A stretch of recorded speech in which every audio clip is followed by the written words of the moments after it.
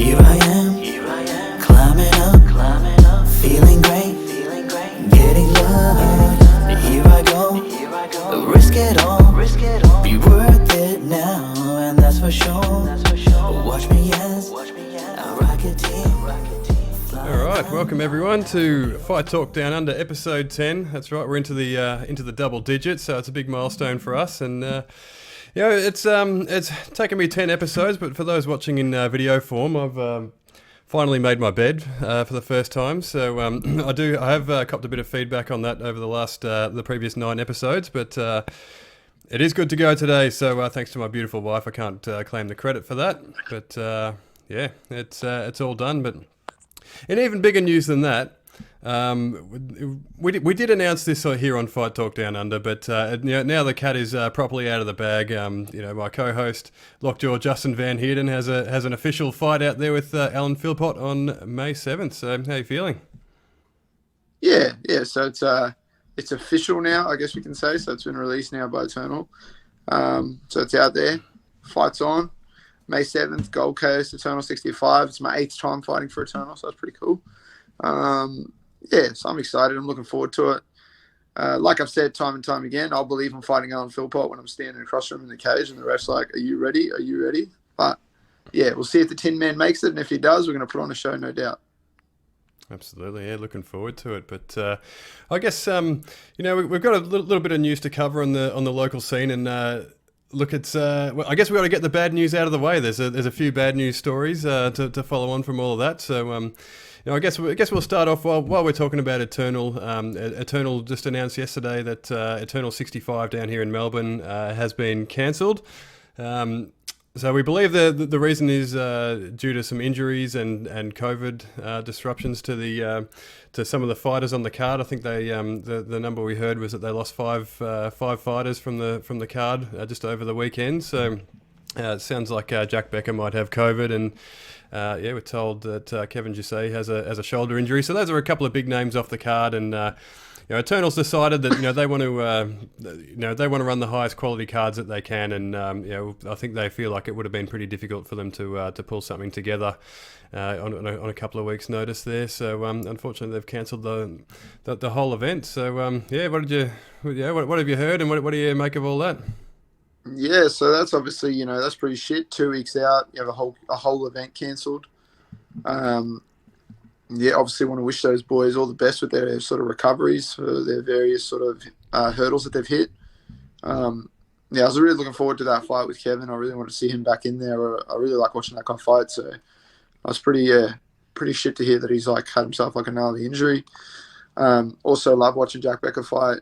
It's always entertaining. So, some of those fights got scrapped and sort of fell apart completely. So, yeah, they've made the decision to cancel it and move on, which is kind of all you can do, I guess, at this point. But in talking to Cam, like I said to him, I think it's going to be a minor hiccup in an otherwise successful year. So, it's kind of just got to roll with it, and then just do a cracking, massive show in the Gold Coast, and then, kind of rebound from there. But I'm sure they'll be back in Melbourne sooner rather than later. Absolutely. It is disappointing for us fans down here in Melbourne. We've been waiting for a little while for Eternal to come back down. So, we were so close this time around. It's been cancelled, a couple of times recently. So, but unfortunately we've come up short this time. But it looks like they're already rebooking some of the fighters from the card. I just saw just before we jumped on here that Roy Armistead and Marfan have been moved to I think it might have been to the Gold Coast event. So, hopefully some of the other guys will get rebooked. Yeah, hopefully. That's all we can hope for. Just fingers crossed.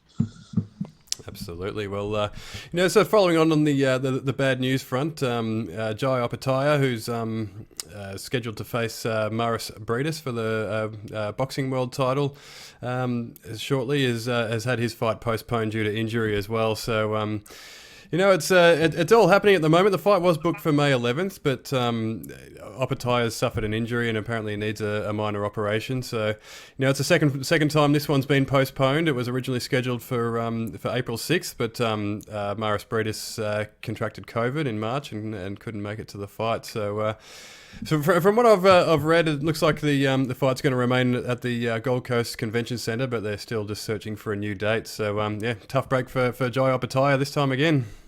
Yeah, so another stitch up. It seems to be, I don't know, it seems to be a more frequent thing now that just like it, just I don't know if it's just all just dumb luck, but it seems since COVID rocked around, it seems injury rates and COVID rates and everything's just gone through the roof. Obviously people are catching COVID, but even just injuries, or people just getting injured. I swear it seems like it's more than it was pre-COVID, but it is what it is. It's a part of the game. It's always going to be a part of the game. Yeah, look, combat sports is a cruel mistress for fans. Like you get promised all these incredible fights, and you just never quite know if they're going to go ahead. Like injuries are just a part of the game, and there's just it's a byproduct of the type of training that you guys do in the gym there, and COVID has just made it that much worse. It's just a nightmare being a fight fan. You just can't truly look forward to something. Just like you say, until the referee says, "Are you ready?" and "Are you ready?" then you can never really fully look forward to it. Yeah, 100%. You can't get your hopes up anymore. Absolutely. Well, I guess these bad things come in threes, they say. So we got some in more bad news from the weekend. Aaron Blackie, he made his appearance on the PFL Challenger Series against Ali Zebian. And unfortunately, he's come up short. Now, this one's sort of obviously, there's been some issues leading into this one with the opponent missing weight by 4 pounds, which is crazy. But I guess from Aaron Blackie's perspective, he's been off for 3 years. He's travelled all the way over there to compete on PFL. It was he had visa issues ahead of the first booking, and so really. It would have been hard for him to turn it down, despite his opponent missing weight. But he's lost the fight on points. But did you get a chance to watch it? What did you make of Aaron Blackie's performance? Yeah, obviously, I mean, we got to take into account the guy missed weight, but yeah, it was a good fight. It was a competitive fight. I did see Blackie put up a post about the fight, and in his eyes, he thought that he clean and clearly won the fight. I believe he said in his post that he broke the guy's jaw and the guy had to get surgery. If that's the case and that guy had a broken jaw, then fucking props to him for staying in there for the full fight then, because I can't imagine that would have been fun. But yeah, there was a lot of sort of seesaw movements in the fight. There was a lot of grappling exchanges. Mostly they were dominated by Blackie, but Old Mate had his own success as well. I don't think it was like an outright robbery. But in a close fight, I think, you've got to lean towards the little things that were more successful, the octagon control, the aggression, that sort of stuff like that. And also, you got to take into account the guy he didn't make weight, like he didn't do the right thing. I'm not saying I want the judges to sit there and penalize someone harshly right off the bat that missed weight, but why? Like they say that he missed by 4 pounds, but then they listed it as a catch weight after that, so they weren't really forthcoming with it and that information at all. And who knows if it was really 4 pounds? I mean, that's what they said, but was it 4 pounds? Because that guy looked fucking gigantic when he got in there on fight day. So, I think at this point, you're coming out there, it's a PFL thing, there's a contract on the line, there's big stakes involved. You should have taken a point right off the bat, should have taken a point in that sort of scenario. I believe if there's something at stake, like if you're fighting in the PFL final for $1 million and the opponent doesn't make weight, they got to take a point. Fuck the money that you get from the bloke. You're fighting for $1 million. If you're fighting for a world title and the person doesn't make weight, take a point. Doesn't matter if they can't win the belt. Take a point. Them not making weight could be a detriment to you winning the belt or finding success, because it could just play a factor. It won't always play a factor, but it could. So you got to be harsh with shit like that. If that's sort of the outcome that you're going to take, then you've got to do that. I've had 20, like north of 20 or about 20 odd MMA fights. I've missed weight once where I missed weight and the fight still went ahead. And I was adamant that they should take a point. Like, I didn't do my job properly. I didn't show up and make the weight. Doesn't matter if I missed it by 100 grams, 200 grams, whatever. You got to take a point. That's just them's the rules. Take a point and lose half your purse. That's how I think it should be handled. So I think Aaron Blackie got pretty unlucky in that scenario. Hopefully they give him another crack in the PFL. I think he deserves it. And trying to earn a contract, or maybe just straight fight in the PFL. Who knows? But yeah, he seems to have shaken it off quite well and says that he's back now and he's going to compete after 3 years away. So whether that's in the PFL, somewhere else internationally, or just straight locally, who knows? But I'm keen to see it. Yeah, absolutely. And I did a bit of digging on the opponent there, Ali Zubian, and he normally fights at lightweight, and like you say, just looking at him in the cage, like I don't think he was ever going to make featherweight. Like I don't know how he expected to actually fight at featherweight. So we don't really know what's happened in the background there. It kind of seems a bit of a strange one, but. Like you say, PFL, they're a real sort of sporting organisation. They're big on leagues and points and things like that. So maybe it would make sense for them to sort of penalise someone in a sporting way for missing weight. But I guess it's all a bit of a moot point in the end. Like Zubiani, he's missed out on the contract and rightfully so because he missed weight. But when the fight goes to decision like that, in the Challenger Series, they only award one contract per event, so really if it's going to points, then there's a good chance you're not going to get the contract. But I do hope that they give Aaron Blackie another shot, because he's had a tough go there. He's had this guy miss weight. In my opinion, he came up on the he should have won the decision. I don't know if I've just got my Aussie goggles on there, but I feel like damage is the overarching sort of criteria for scoring an MMA fight, right? And I just felt like Aaron Blackie just had the better moments like that in terms of landing and sort of landing effective shots and doing damage. So I thought he was a bit stiff there, and hopefully he gets another go, because he must have a bitter taste in his mouth. Like I think in social media he's been pretty respectful about the whole thing, but he's finally got this opportunity that he's been waiting for, and then for it to go down like that, where he really just has to take the fight, and sort of a close decision not going his way like that, it's got to be a bitter pill to swallow. Yeah, well, if you have a fight, any fight, and if it is one of those fights that's like close in some ways, and you can see like one guy having an edge based on a few criteria here and there, or whatever the case is, losing a decision that you thought you would have won, just to put it into perspective for people that don't fight or are a bit confused on what that might feel like. If you like lose a decision that you were like confident, you're like, I won that fight. I firmly, like genuinely deep within my soul believe I won that fight. It's like, I don't know, like picture the first car you ever got, whether however that came to fruition, the first time you jumped in that car by yourself and drove it.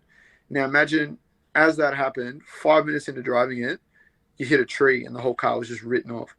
That's what it feels like when you lose a decision. Like you've built it up, you've done all this preparation for it, you've hyped up this moment so much, you've gotten in there, it's everything you thought it would be, you've put it all on the line, you've done everything you could possibly do, you've gotten after it, and it's taken away from you just like instantly. So yeah, there's no, like, even if he did come out on social media and absolutely spray the dude, like he'd be all within his right to. I mean, fuck that guy. Like I'll say it for him, you're a fucking grom. Yeah, absolutely. Just, like I said, I don't know. I don't really know how he expected to make weight, or whether he was just hoping to put himself in the shop window regardless of making weight or not. But it seems a strange one for someone to step down a weight class for, a big opportunity like that, when they normally fight, at lightweight, to then step down to featherweight, for a big fight like that and take that sort of risk. It seemed a strange one to me. So, yeah. And you snatched an opportunity away from someone else potentially in your country, like an actual featherweight who deserved a shot. Yeah. Someone who potentially might have got in there and absolutely ran through Aaron. We don't know, Or maybe this other guy would have got in there and Aaron would have just smoked him in the first round. We don't know. Yeah, but got a contract. Yeah, you've gotten a contract. You've taken it off the table. Yeah. That's true. Yeah, it's a rough one, but hopefully Aaron Blackie finds another opportunity. If it's not with PFL, then with another big organisation, because I think he deserves another crack for sure. 100%. Now, well, the main reason that we're here is for UFC 273. We've got a fair bit to cover off. We'll probably cover off the three main fights. I think there's a fair bit to unpack there. It was a pretty incredible card in the end. So we'll start off with like Hamzat Chimaev, who's defeated Gilbert Burns by unanimous decision. Like that turned out to be a bit of a classic in the end. I know we were sort of predicting that Hamzat might run through Gilbert, but Gilbert just showed just what a warrior he is, and he kind of survived a knockdown, managed to knock down Hamzat as well. So. It was definitely a fun one to watch, and I feel like we got to see Hamzat tested finally. I guess like we've talked about before, the question mark with undefeated fighters is always, how do they deal with adversity? We don't know, and he got served up plenty of adversity with Gilbert Burns. It was definitely a step up in class, and he's gone his longest fight up to this point was 1 minute and 15 seconds into round 2. So he's gone the distance. Cardio's held up pretty well. The chin held up fantastically well over against an onslaught from Gilbert Burns. So it was a fun one to watch. What did you make of it? Yeah, it was a crazy fight. I really enjoyed watching that. Like on the day, it was a cracking fight. Obviously, there's a lot to take out of it. I do find it very interesting that when Hamzat did take him down, he sort of almost immediately bailed on that. When Gilbert started like sort of throwing some stuff up from the bottom, and kind of he was using a bit of jiu-jitsu, and Hamzat was like, I'm out, I'm not dealing with that. He himself said afterwards he got a bit set on just getting the knockout and just wanting to knock him out and just throwing big shots. But I could see that a little bit, but it was a cracking fight. I thought Gilbert won 2 and 3. I watched it on the day, and even on the day, I was a bit sort of up in the air about it. I was kind of like, man, like, I don't know. I don't think it should have been unanimous. It should have been a split decision to either guy, but I think Gilbert won. Especially then I rewatched it the next day and, did my usual thing where I mute commentary and just kind of watch the fight and take it in for what it is. And, yeah, I feel like Gilbert won the fight. I think he won rounds 2 and 3. I do get, Hamzat was walking forward the whole time. And, normally if someone's like, walking someone down constantly and that, like in round 1, you got to give that to Hamzat. Like he walked him down, dropped him, took him down. It was just a problem for him. But in 2 and 3, although he was walking him down, he was getting cracked. Like he got dropped himself. He was getting stung. He got his bell rung a few times by Gilbert. And also, he was landing some hard shots himself, but in the third round, especially the hard shots that Hamzat was sort of throwing and the uppercuts, the hooks, the stuff that he was sort of really digging into, it was landed on arms. It was sort of skimming off. It was glancing sort of impact. Whereas when Gilbert was landing, it was like flush, like he was cracking him. So if we're talking about damage, and I know both guys had like some cuts in that. Gilbert obviously got split fairly early on the top of his head. But yeah, it was a good fight. It was a great fight to watch. It was very entertaining. I was very hyped up by the fight. The atmosphere was dope. We're obviously watching it at the Volkanovski Hotel, so everyone packed in for it there, and everyone got a kick out of that fight. It was crazy. I was jumped out of my chair a few times, and I feel like a couple of people that were there bet Hamzat to win by decision, which at the start of the fight seemed like a ridiculously stupid bet, but proved to be the way to go. So. Those people obviously did well. They're probably stoked afterwards. But yeah, it was a really good fight. Me personally, I would have liked to see 2 more rounds. I think everyone wanted to see 2 more rounds after that third round. We wanted to find out really who's the better man out of the 2. So if they would have rebooked that over 5 rounds, or if Colby just doesn't want to fight Hamzat or wants to go up because I saw he wants to go up and fight Izzy. I don't know what's going to happen. The UFC's so crazy. I don't like him trying to do that. I mean, he doesn't cut a lot of weight for welterweight as it is. I don't know how you're going to go up to middleweight and fight Adesanya, but maybe start with Marvin Vettori or Robert Whittaker and try to work yourself up from there. But so we'll see what happens next with Hamzat. But he's number 3 now. He moved up to number 3 in the rankings. So I do believe that puts Gilbert still ahead of him at number 2. You got Colby at 1. Usman's the champ. Leon would be. Yeah, I don't know. I have to look at the rankings. Yeah. Leon's in there somewhere. He's obviously next. I think he's. Yeah, might have shifted around a little bit like that. Maybe it's moved around a bit. But anyway, I wouldn't call this the test that everyone's been waiting for Hamzat and be like, oh, well, look, he got tested and, he passed or whatever. Like, I guess you can say that, but not really. I think the test is going to be the Colby Covington, Leon Edwards, Kamaru Usman, like one of those sort of, specifically Colby Covington. I think he's the test. If Hamzat goes in there and, the fight's, whether it goes the distance or not, if it's competitive and he's able to like get after it with someone like Colby, okay, then I'll start being like, okay, well, this is the test and he passed it. But if he just gets in there with Colby and just absolutely demolished, then fuck, well, then we're going to have our answer, aren't we? Then we're going to know that he didn't pass the test. But if he absolutely gets in there and smokes Colby Covington, then I'm going to be inclined to be like, all right, well, let's see what he can do against the champ. I still think Kamaru Usman beats everyone on the planet Earth right now. But, yeah, it'd be interesting to see how that all comes together after this. And for Gilbert, man, I just want to see that dude straight back fighting someone who's up in the top. We got to see Gilbert straight back into it. I feel like I do believe that Kamaru Usman's going to hang it up at some point, and I do believe when that happens, Colby Covington is going to end up potentially winning that belt, and then we're going to see Gilbert Burns and people like that start having some of these crazy fights, trying to get after another world title, and I think. Burns has the potential to do it. You can't ever count that dude out. He's super talented. He looks great at welterweight. He's not killing himself trying to make the weight.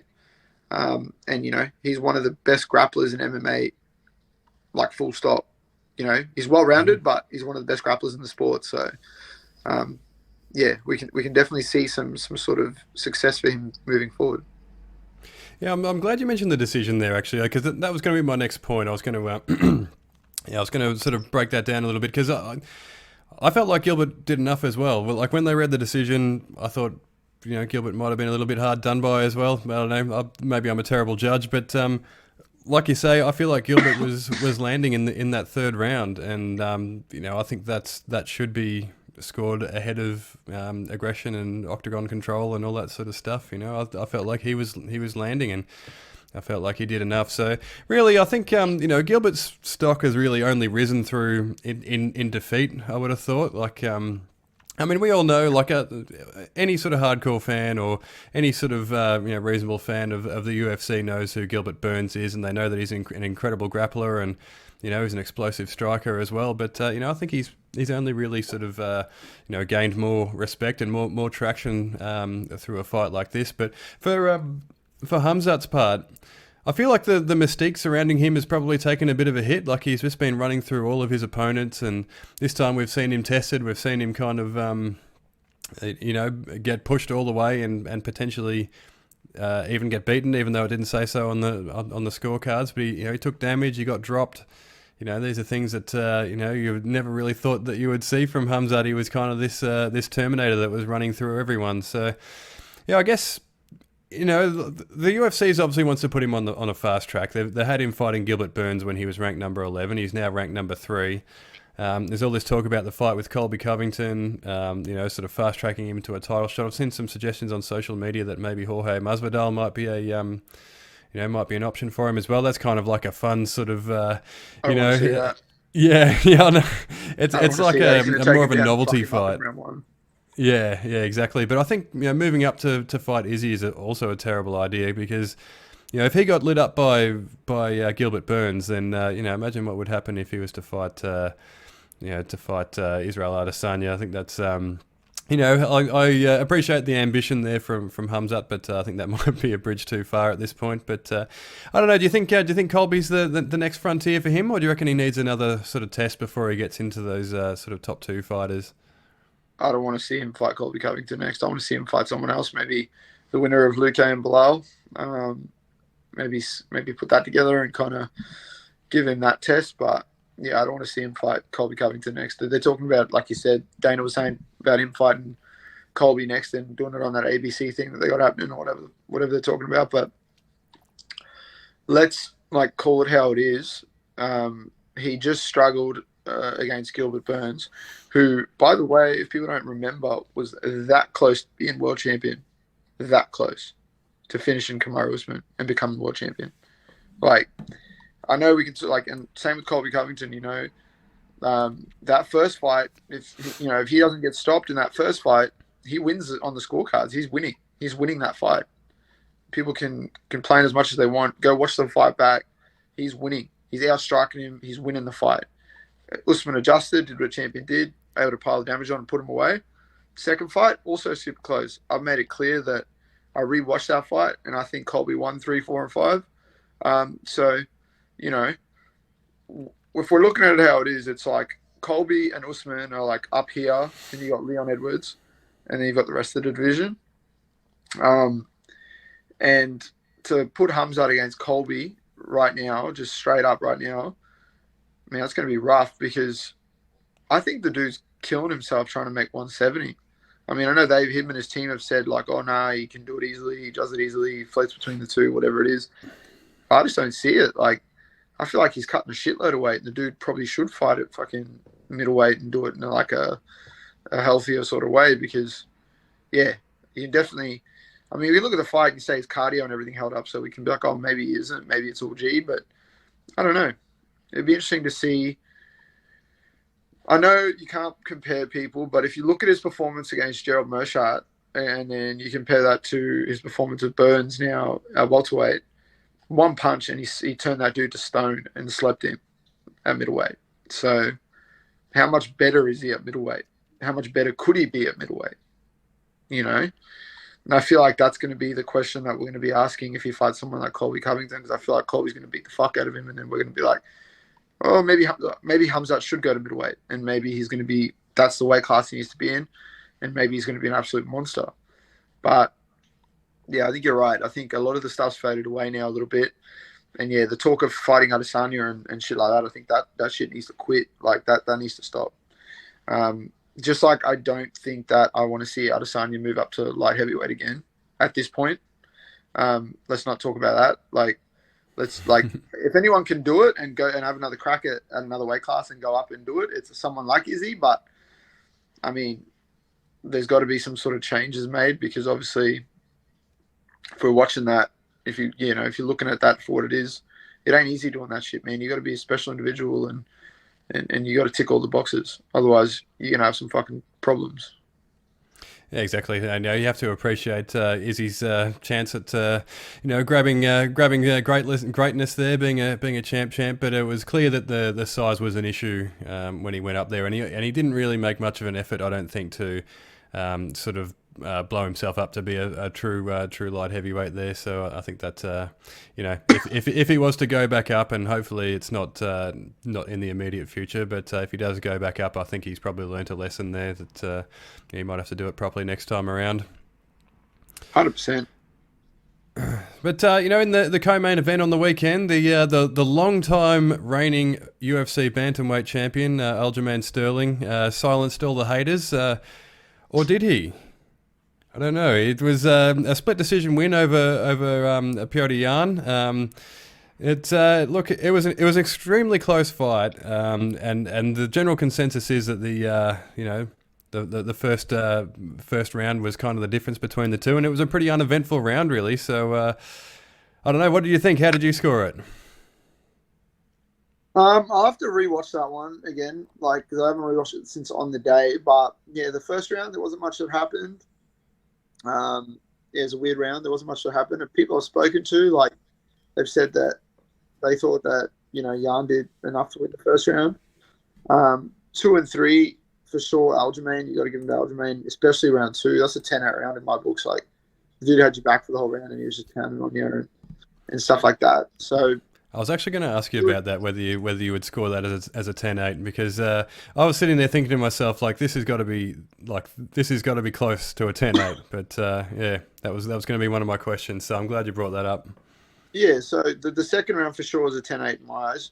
Round 3, still a win to Aljamain that round, still his round. Not a 10-8 though. Not a 10-8, but still a very dominant round for him, and he had a lot of control again. I mean, I think he shot 22 or 23 or something takedowns, got 2 of them, but when he did get them, he controlled the fuck out of him and was just doing his thing. He's a really good grappler. He comes from a really good gym. And then, we look at rounds 4 and 5.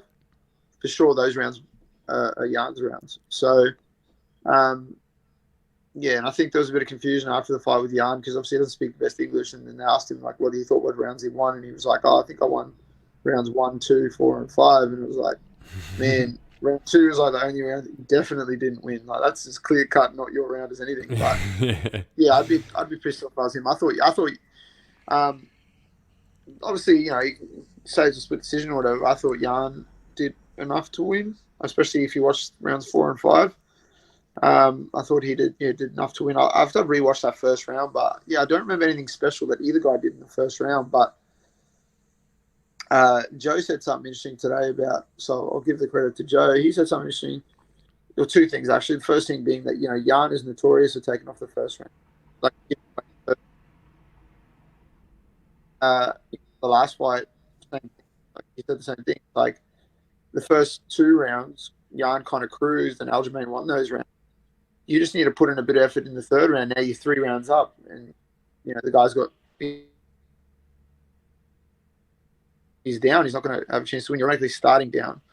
But they shared a dressing room. So Joe was saying they shared a dressing room with Petey Arn's team in that on the night, and they would thought. And Joe said it didn't stuff on the ground. Like they didn't do any back control stuff or anything at the back. Like not even a little bit. So that's pretty weird considering you're fighting a guy who's known for that. Like that's his thing. You've got to go through everything, and sort of have those things in your mind, fresh in your mind when you're about to walk out there, just so they're there. I'll give him credit. Like he survived. He didn't get choked out, but he didn't really do anything special to preserve himself in those 2 rounds. He took a lot of damage and got punched a fair bit. So yeah, it was a weird fight. I mean. It wasn't that clear cut, victory to Aljamain where you're like, okay, he did it, he beat him, he's the best person in the world, blah blah blah. I'm not going to go with that. But end of the day, the judges thought he won. He got the decision. He actually got a decision. He didn't get it for a disqualification. He won the fight. It's set in stone now. He won the fight. So at least he won it, despite the decision of what we all think. He's won the fight. He is the bantamweight champion. He's going to be defending his belt against someone new. And, we're just going to have to go with that. And we're going to have to sort of accept that now and see what happens. But I don't like the matchups that he has in front of him, potentially. If we're talking about like TJ Dillashaw, Dominic Cruz, Corey Sandhagen, like, fuck, I know he's already beat Sandhagen, but that was one of those ones where it's like, yeah, everything just hit perfectly and you got the win. Is that going to happen again? Potentially it could happen again, but if it doesn't, are you prepared then to stand in front of Corey Sandhagen? I don't think he is. Like, we can say that, he stood in front of Jan. Jan's the scariest person in the division. If you can stand in front of him and survive 5 rounds, you can stand in front of everyone. But styles don't make fights, and MMA math never adds up. And me personally, I think if he fights TJ Dillashaw or Corey Sandhagen, he gets slapped. I think he gets, like, they walk through him, I think, if those fights get booked. But yeah, and now I guess with Jan too, he's going to have to earn his way back and potentially get another shot. But it's just a weird fight. And the division's in such a weird place now after this because you've got a guy that's champion that no one thinks is the champion. And even though he's silenced the people now, like, I don't know, that fight just left me with a bitter taste in my mouth just all around. So I don't know. I'll have to rewatch it and kind of, I might rewatch it and then see in the first round that Aljamain did enough and won the first round. And if that's the case, cool, I respect the decision. But if I watch that first round and it seems that Jan did more, then I'm just going to be pissed because he definitely won 4 and 5 and Aljamain definitely won 1 and 2. So, 2 and 3. So, yeah, we'll have to see. Maybe for next episode that'll be like the open point. I'll be like, all right, I rewatched the fight, and I'm either going to be like, cool, or I'm going to be like, fuck this shit, and it shouldn't be the case. Yeah, it kind of wasn't a decisive sort of finish to the saga, was it? Because it was a split decision, and after the fight as well, Dana White has gone to the press conference and said he thought the judges got it wrong, which kind of muddies the waters even further, right? Because now Petr Yan is kind of the uncrowned champion, and Aljamain Sterling is still this this sort of has this paper belt that people have been bagging him about for the last 12 months. So I feel like maybe the UFC brass should maybe stay out of some of those comments, because it's kind of just, I don't know, like I guess they need to fight a third time now. But obviously he's got TJ Dillashaw. I think Dana White has thrown his support behind the TJ Dillashaw fight, but really it's kind of, they haven't really concluded the Petr Yan versus Aljamain Sterling saga. And I guess for what it's worth, I sort of felt like Petr Yan probably did enough. In the first round, he kind of like pushed forward a little bit more if you were going to sort of pick a side. But there's the old boxing adage. They say if the fight is or the round is close or almost impossible to score, then you sort of the benefit of the doubt goes to the champion, and maybe that's kind of what happened on the night. I don't know if that's even a thing in MMA, but maybe that's sort of was in the back of the judge. What's that? It is a thing when you fight John Jones, 100%. Yeah, well, absolutely, and like these are largely boxing judges, and these are largely boxing judges as well. So it's like, is that the way is that the sort of mentality they bring? Like a lot of these athletic commissions don't really differentiate between MMA and boxing when it comes to, sort of officiating and things like that. So, who knows? Who knows? It was in, I think the fight was in, where was it? I can't even remember. But Florida. Yeah, Florida. There you go. So, So who knows what. What was sort of happening at cage side there. But I guess, if the second round was a 10-8, then I guess the best Petr Yan could have hoped for, and we know that the judges didn't score it this way, but if it is considered a 10-8, then I guess the best Petr Yan could hope for would be a draw at the end, right? 100%. And if they'd have done that, I think it would have been more well received than the result that we did get, or the decision they did give.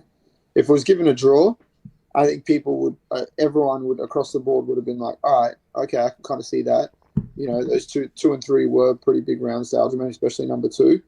Okay, so yeah, cool. Okay, number 1's close. Aljamain clear cut wins the second.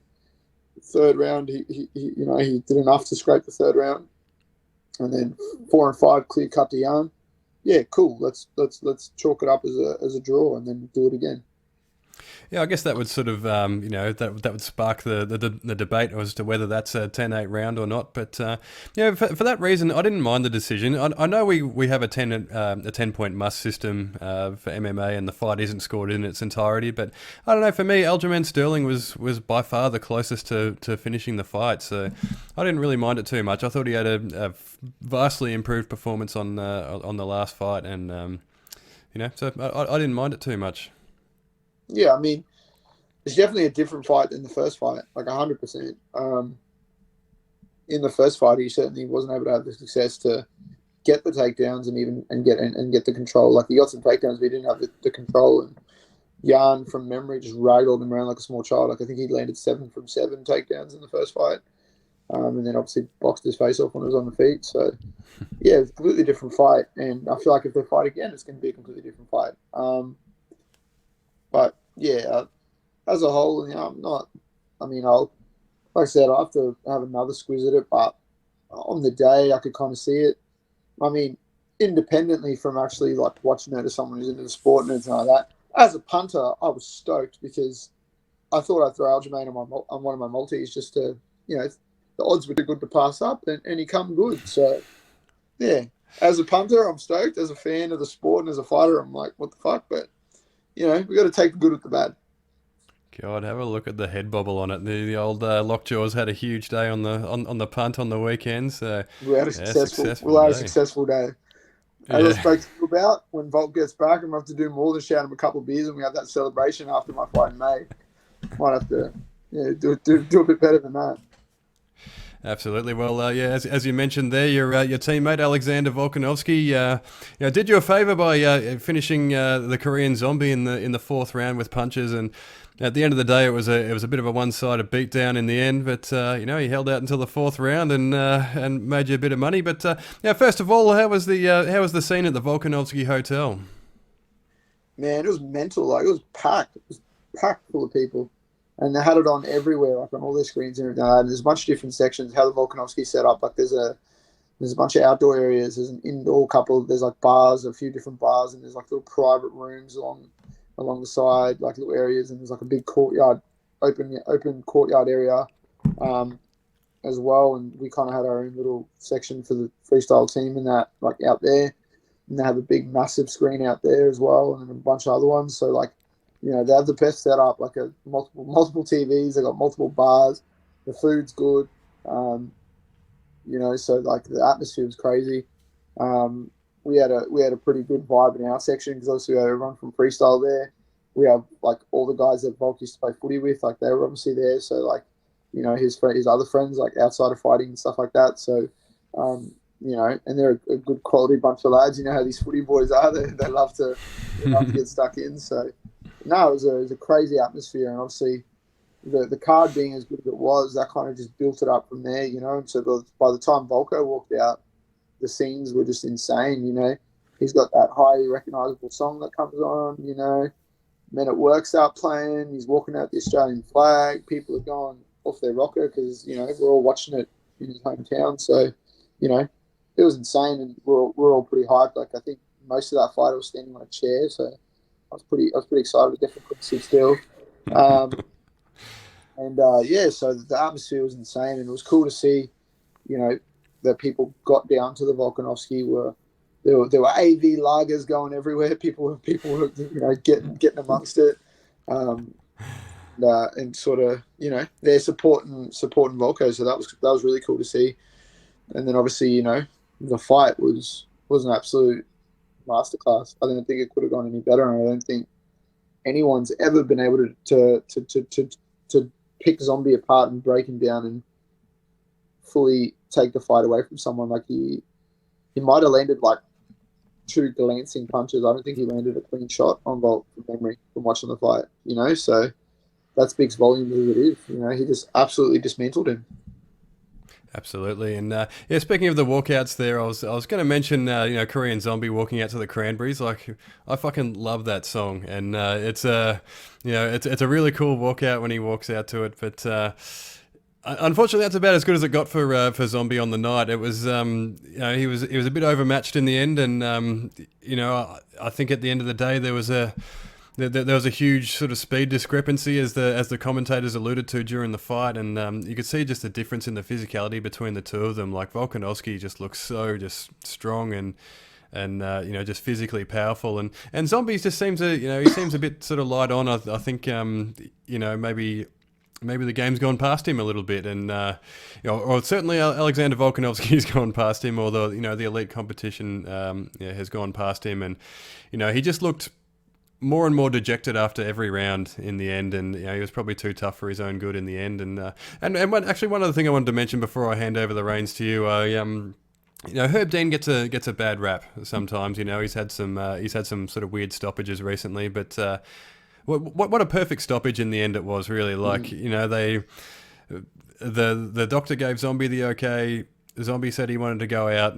Herb Dean gave him a chance, and as soon as it got tough in that 4th round, he stepped in while they were standing. He didn't let it get any worse than it needed to. So, a fantastic stoppage and a brilliant performance from Volk in the end. So, give us your breakdown. Yeah, well, there's a bunch of things. As far as MMA superstitions go, like people always talk about like the superstitions in MMA. Like if you go on the Conan O'Brien show before a big fight, you're probably going to lose, that sort of stuff. Let's point out the latest one. If you have a dope walkout and you're fighting Alex Volkanovski, you're going to get bashed. Like Brian Ortega had a sick walkout. I'm on board. I dig the purge mask, all that sort of stuff. I was hyped as shit. I was like, it's a cool walkout. Got bashed. Yeah, I was rocked by that. Got bashed. So maybe don't have a cool walkout against Bol Volk, or you're going to get smashed. I think that's sort of becoming a trend now. Just walk out to a generic rap song or something like everyone else does, and just I mean, it's not going to help you. Don't go too hard. You got to do what you got to do, and then also don't get Henry Cejudo to help you with your preparation for the fight. You're going to get banned. I saw a bunch of stupid shit that fuckwit said in the lead up to this fight, and even on the embedded, he's like, "Oh, if you look at how Alex fights, he obviously doesn't hit hard." Well, guys, Zombie if he hits hard or not.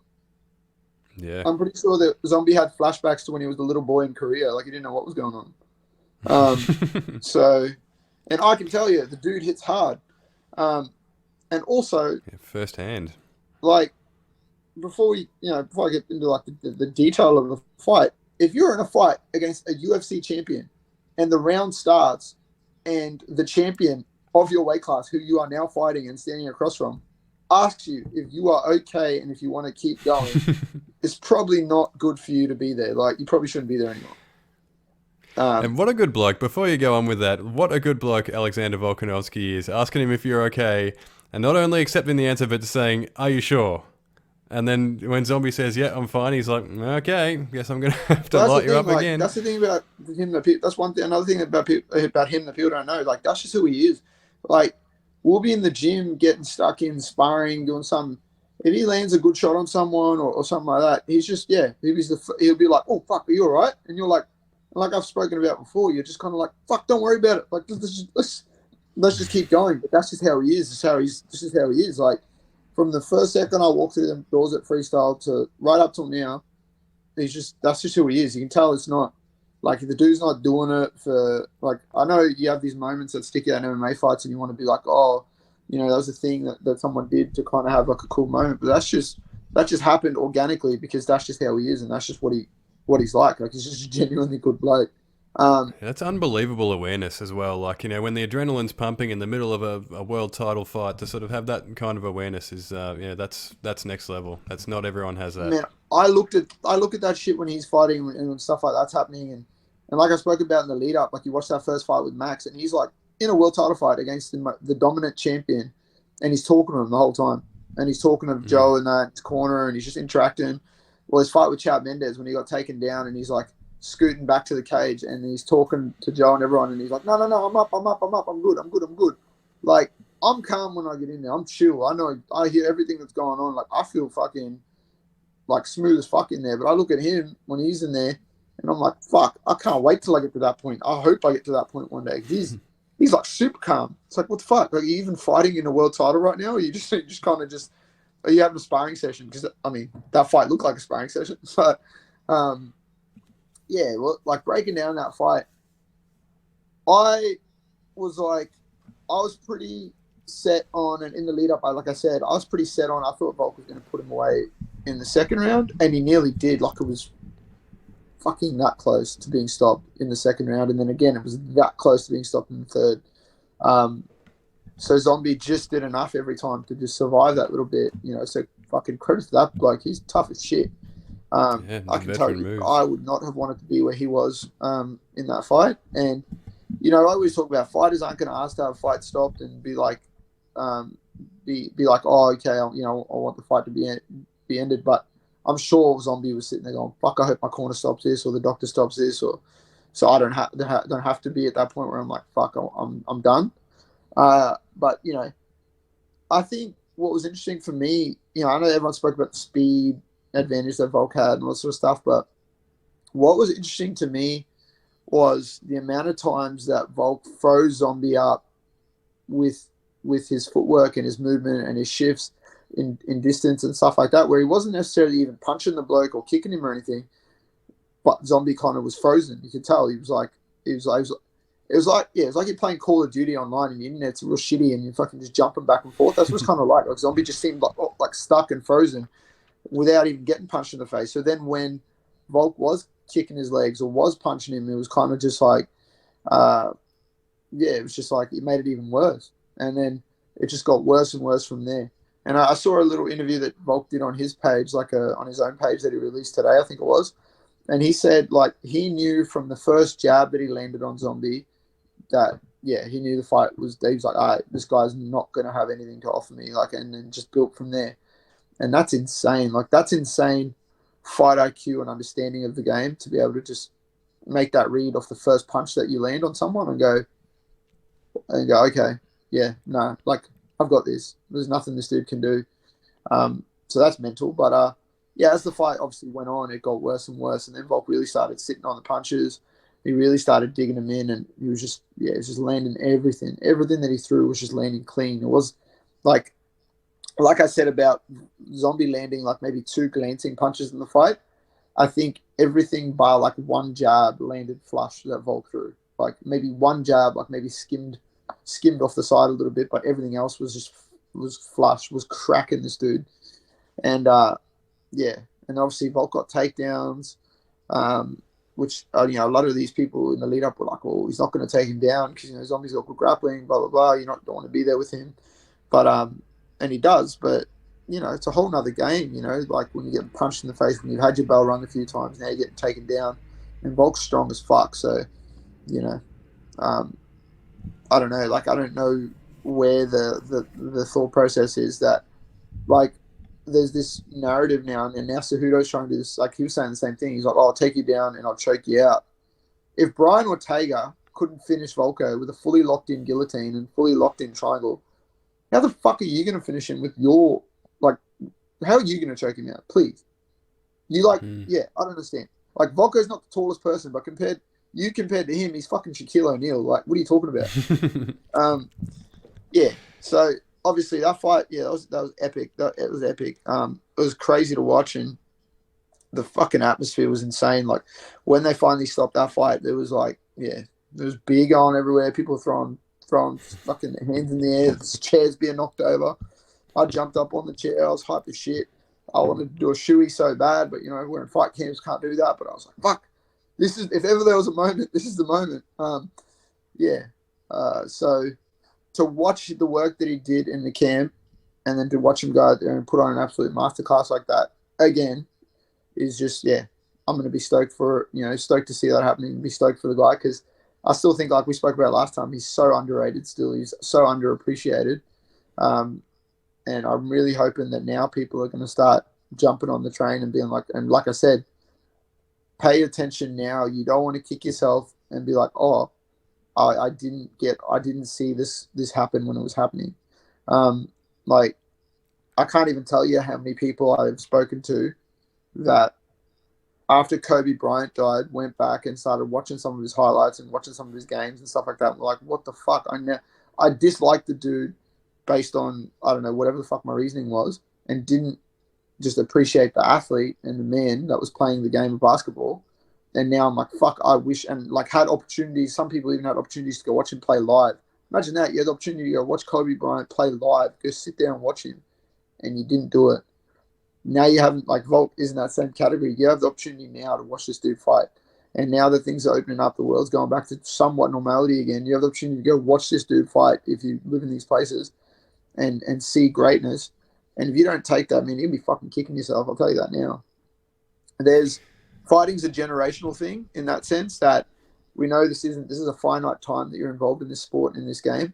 And there's a finite, even smaller time that you're a champion. You get to be a champion in this sport and a reigning champion until you either decide to hang it up, or till, God forbid, someone shows up who's better than you and can take that belt from you, or whatever the case is. But like, yeah. So I don't know. I thought, how can you not watch a fight like that and not be like, fuck, I'm all in. I want to see this guy fight every single time, and he deserves all the respect and all the hype and all the appreciation. Absolutely, and he's starting to be discussed now in that sort of that all-time sort of category, all-time great featherweight champions, and rightfully so. But and it looks like this this matchup might be next. But do you think does he need to beat Max Holloway a third time just to really solidify that, or does he need to go up to lightweight? What do you think he needs to really sort of, for people to fully accept him as one of the great fighters of this generation? Because it seems like he's still not quite over the line, particularly with the American audience. I think, yeah, there's always going to be people there that aren't going to let the Max thing go until he fights him again, and then he's got to fight him and again, and then finally maybe people will be like, all right, fuck, we get it, cool, whatever. But like, yeah, I don't know. I don't really have an interest in watching him fight Max for a third time. And I think for Max, it doesn't, it's not really a good option to do that, because when you lose, you ain't getting a title shot ever again at featherweight until Volk decides he's done, or, something like that. Like, or Francis Ngannou can make featherweight but still hit like a heavyweight, comes and takes the belt. I don't know. Yeah, But he's like, not getting a fourth you're not crack, is getting a he? title shot again. You're done in that division. Then you have to move up. And, you know, we saw how that went for Max when he fought Dustin Poirier. You know, he went up a lightweight for Dustin Poirier. I'm not saying that's going to resemble his whole, like, outcome and run if he were to move up to lightweight, but it didn't go well. It did not go well for Max Holloway because Max Holloway is a volume puncher. We all know that. The dude overwhelms people with his pace and his volume, and he's happy to take a bunch of shots, to land a bunch of shots. He's got the most significant strikes in UFC history, but he also absorbs the most significant strikes in UFC history. They go hand in hand. Unfortunately, at lightweight, those dudes hit tremendously harder, and you know the power was certainly the difference in that Poirier fight, right? Wasn't it? 100%. So yeah. So how does then I'll put it to you. How does Volkanovski's style translate to lightweight then with that in mind? Flawlessly. I feel like that's the move for him next. I feel like he has to go. Yeah, I want to see him go up and go for a second belt, whether that's straight to a title shot or they're like, oh, fuck it, you got to beat one person. But I mean, I think he deserves a straight title shot at lightweight if he wants one. If you're going to give Conor, I know Conor McGregor's a different sort of animal hype-wise. I get it, but like, if you're going to give someone a chance to go up who didn't even defend his belt to go up to the next weight class and, you know, go for a belt, why not? You know, Adesanya defended his belt a couple of times and went up, tried to challenge for the light heavyweight belt. Obviously, it didn't work out, but, you know, so why not let Volk do that? Let him fight the winner of Gaethje and Oliveira. I get it. You know, lightweight's a different ball game to featherweight, but he said it himself. He's so far ahead at featherweight, and he's shown that like, why not? Why not let the dude go up to lightweight? You know, I'm confident he's going to go there and do well. He's obviously confident he's going to go there and do well. You know, and it's a win-win because you go up to lightweight, you fight for the belt. You either win the belt, you get a second belt, and now you're a dual champion, or, God forbid, long shot, worst case scenario, you go up to lightweight, it doesn't pan out, whatever. You're still the baddest person in the world at 145 pounds, and no one can take that away from you at all. And, you know, so what's the worst case scenario? You go back down, defend your belt, set the record for title defenses, set the record for most consecutive, most UFC wins in a row. Like, I think Anderson Silva's got the record for like 16, starting off his tenure in the UFC, 16 wins before he finally lost, or some shit, you know. So there's, you know, it's a win-win, but I think he does really well. Obviously, you know, there's a couple of matchups at lightweight that are interesting stylistically, like, you know, to look at. Obviously, I think Oliveira's one. You know, Oliveira's grappling is next level. He's shown he's a lot more well-rounded now. His striking's ridiculous. But, you know, is that enough for someone who's as well-rounded as Volk and with his fight IQ? I feel like Michael Chandler would be a cool matchup because he is so explosive and he's not like height-wise and shit. He's not like a tall, long, lanky lightweight. Like, he's pretty stocky, pretty explosive. That could be a fun fight, and he's one of those people that just likes to be entertaining. So that could be a fun fight. I still don't see him getting the win, but that's another fun fight. You know, I'm talking like now as like a pure independent fan of the sport, regardless of the fact that dude's my teammate. Yeah, there's some fun fights at lightweight. You know, Poirier's a fun fight. Chandler's a fun fight. Oliveira's a fun fight. Gaethje's a fun fight. The name that I guess, if he does go up to lightweight, fights the winner of Gaethje and Oliveira, wins the second belt, the name that everyone's going to throw it in is Islam Makhachev. People are going to be like, that's the dude that could, you know, is the boogeyman matchup or whatever it is. But, you know, I don't want to compare, you know, you're comparing apples and oranges, but if Chad Mendes couldn't control Volk and hold him down, is Islam really going to be able to? I know it's two different people, but, you know, Chad Mendes is a pretty good fucking wrestler. I think people need to understand that. Like, the dude's a really good wrestler. And, yeah, Volk kind of was just like, oh, that's cool that you're a Division I All-American wrestler. Just hold my beer, watch this, and just kind of like put it to bed. So, There's some interesting matchups at lightweight, but outside of Khabib coming back, I don't see anyone at lightweight really. I see some fights that are going to be a bit more competitive, but I don't think that there's anyone that's going to like straight up, like people making it sound like there's going to be people that are going to be straight roadblocks and just stop him from being able to have any success. I don't see that. I see there being some fights that are competitive, like a fight with Charles Oliveira would be competitive, but I still think Volk could beat him.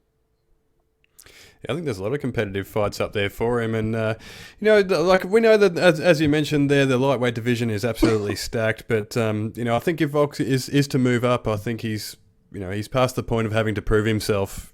When he goes up there, I think it has to be a champ versus champ thing. He's sort of gained that respect now as the featherweight champion. I think it'd have to be a champ versus champ thing for my money anyway. But you never know.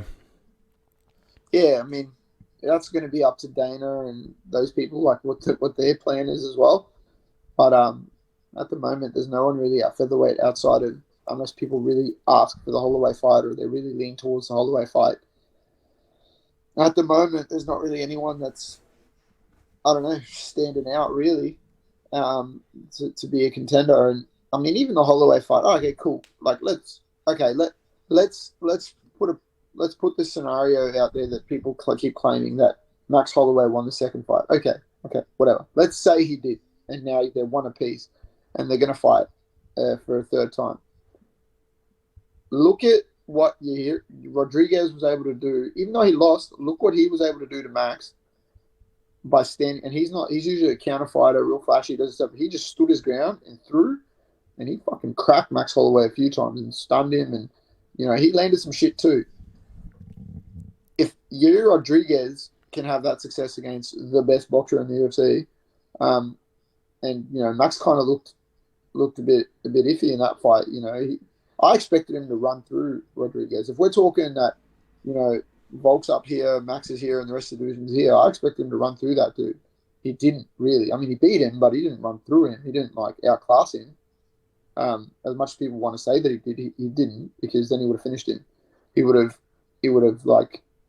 completely picked him apart like he did Calvin Kattar. I just don't think it's in Max's best interest to have a third fight with Volkov, to be honest. Like I said, because if you lose, you're out of the division, you got to go up. You definitely can't go down. You're a big boy for featherweight, so.